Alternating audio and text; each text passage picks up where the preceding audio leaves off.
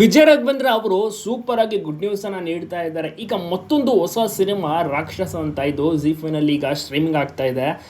ತುಂಬ ಚೆನ್ನಾಗಿರುವಂಥ ಒಂದು ಸಿನಿಮಾ ಅಂತ ಹೇಳ್ಬೋದು.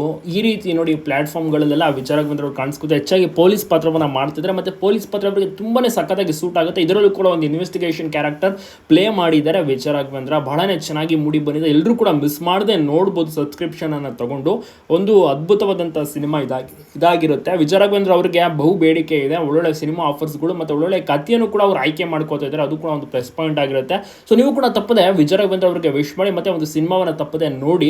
ಈಗ ಬ್ಯಾಕ್ ಟು ಬ್ಯಾಕ್ ಸಿನಿಮಾಗಳು ಮತ್ತು ಇನ್ನೊಂದು ಸೀತಾರಾಮ್ ಅಂತ ಒಂದು cinema, second case of finding Sitaram, ಅದು ಕೂಡ ಅಷ್ಟೇ ಚೆನ್ನಾಗಿ ರೆಸ್ಪಾನ್ಸ್ ಸಿಗ್ತದೆ. ಅದು ಕೂಡ ಈಗ ರಿಲೀಸ್ ಆಗಿದೆ. ಅದು ಕೂಡ ಬಹಳಷ್ಟು ಒಳ್ಳೆ ಸಿನಿಮಾ ಅಂತಲೇ ಹೇಳ್ಬೋದು.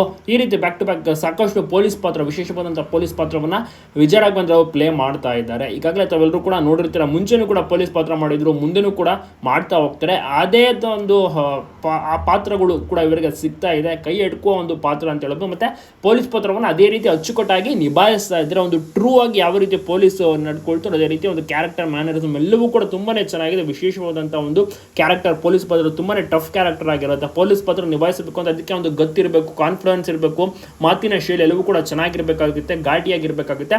ಸೊ ಒಂದು ಪಾತ್ರ ಇದೆಯಲ್ಲ ನಿಜವಾಗ್ಲೂ ಕೂಡ ನಿಜವಾಗ್ಲೂ ಸೂಪರ್ ಆಗಿ ಕೊಟ್ಟಂತ ಪಾತ್ರ ನಿಭಾಯಿಸ್ತಾ ಇದ್ದಾರೆ ವಿಜಯ್ ರಾಘವೇಂದ್ರ ಅವರು.